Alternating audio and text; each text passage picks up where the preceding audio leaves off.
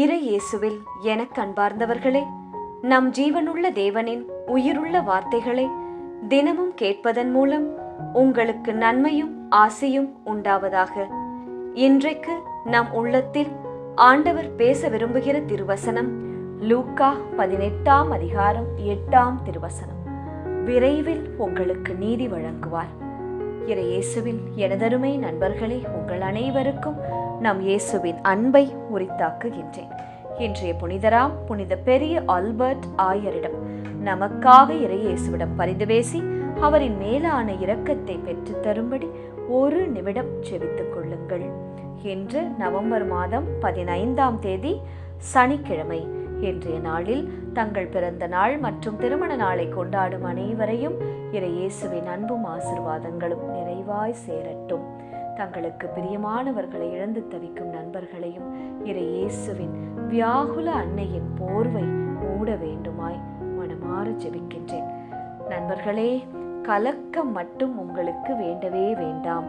நீங்களே ஆச்சரியப்படும்படி உங்களை ஆண்டவர் இயேசு ஆசிர்வதிப்பார். அதற்கு நீங்கள் என்ன செய்ய வேண்டும்? உங்களுக்குள் ஒரு தேவ தரிசனம் இருக்க வேண்டும்.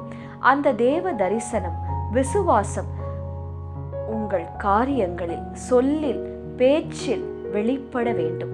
என் இயேசு எனக்காக யாவையும் செய்து முடிப்பார் என்று விசுவாசமாய் நீங்கள் அறிக்கையிட வேண்டும். அப்போது நிச்சயம் உங்கள் வாயினாலே நீங்கள் சொல்லும்படி இயேசு செய்வார். என் ஆண்டவர் அவர்தான் எனக்கு இதை செய்தார் என்று மனமகிழ்ச்சியாய் நீங்கள் சாட்சியாய் சொல்வீர்கள்.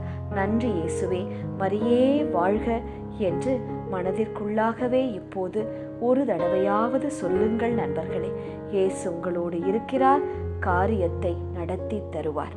சரி, இன்றைய முதல் வாசகத்தில் இந்த உலகம் எங்கும் அழிவு நிரப்பியது, ஆனால் உமது பிள்ளைகள் தீங்கின்றி காப்பாற்றப்பட்டனர்.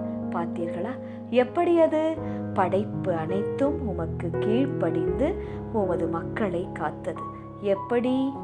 முகில் நிழல் கொடுத்தது, தண்ணீர் உலர்ந்த தரையாக மாறியது, செங்கடல் கூட வழிவிட்டு நின்றது, சீரிய அலை புல் திடலாய் மாறியது. இதை அனைத்தையும் நாம் விவிலியத்தில் படித்திருக்கின்றோமே. இதே போல இயேசுவின் கை வண்ணம் நீங்களும் உங்கள் வாழ்வில் காண்பீர்கள், காண முடியும், காப்பாற்றப்படுவீர்கள். அவரது வியத்தகு செயல்களை உங்கள் கண்கள் உற்று பார்க்கும் நண்பர்களே. அப்போது சந்தோஷத்தில் குதிரையைப் போல குதித்து, ஆட்டுக்குட்டியைப் போல துள்ளி உங்களை விடுவித்த, காப்பாற்றிய, உயர்த்திய, உடல் சுகம் தந்த, தேவைகளை சந்தித்த ஆண்டவர் இயேசுவை புகழ்வீர்கள் என்று வசனம் கூறுகிறது. ஆகவே இதை முழுமையாய் மனதில் பதிய வையுங்கள், மகிழ்ச்சியாய் செபியுங்கள். வேறு ஒரு சின்ன கவலை கூட உங்கள் மனதில் இருக்கக்கூடாது. சரியா? இன்றைய நற்செய்தியில் மனம் தளராமல் எப்போதும் இறைவனிடம் மன்றாட வேண்டும் என்பதற்கு இயேசு ஒரு கதை கூறுகிறார். கைம்பெண் ஒருவர் தனக்கு தீங்கு செய்தவனை தண்டித்து எனக்கு நீதி செய்ய வேண்டும் என்று பல நாட்களாய் நடுவரிடம் கெஞ்சியும் ஒன்றுமே அவன் செய்யவில்லை. ஆனாலும் கடவுளுக்கு அஞ்சாத, மக்களை மதிக்காத அந்த கெட்ட நடுவரே இந்த கைம்பெண் எனக்கு விடாமல் தினமும் என்னை வந்து பார்த்து தொல்லை கொடுக்கிறாள், இவளுக்கு நீதி வழங்கிவிட வேண்டும் என்று மனதில் எண்ணி அந்த கைம்பெண்ணுக்கு நீதி வழங்குகிறானாம்.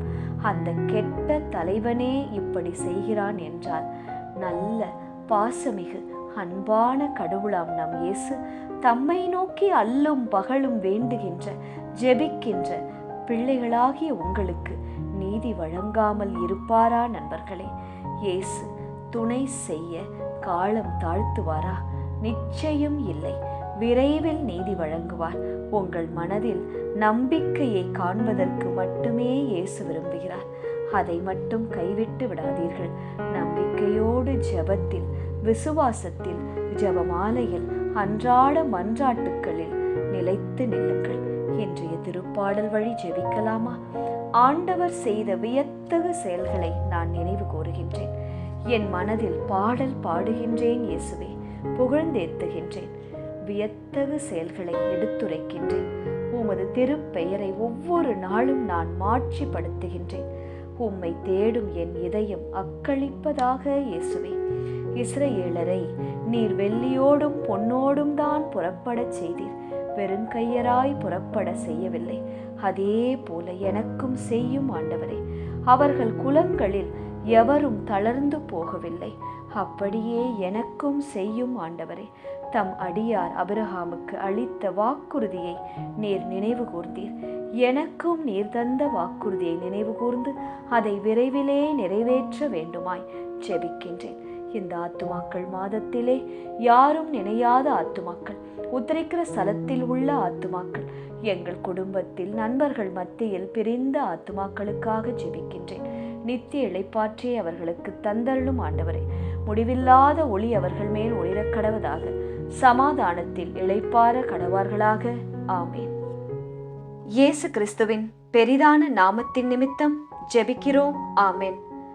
ஒவ்வொரு நாளும் உங்கள் உள்ளத்தில் ஆண்டவர் பேச விரும்புகிற இறை வார்த்தையை தெரிந்து கொள்ள ரோசரி பிரேயர்ஸ் சேனலை சப்ஸ்கிரைப் செய்யுங்கள். மேலும் உங்கள் நண்பர்கள் மற்றும் உறவினர்களுடன் ஷேர் செய்யுங்கள். நன்றி.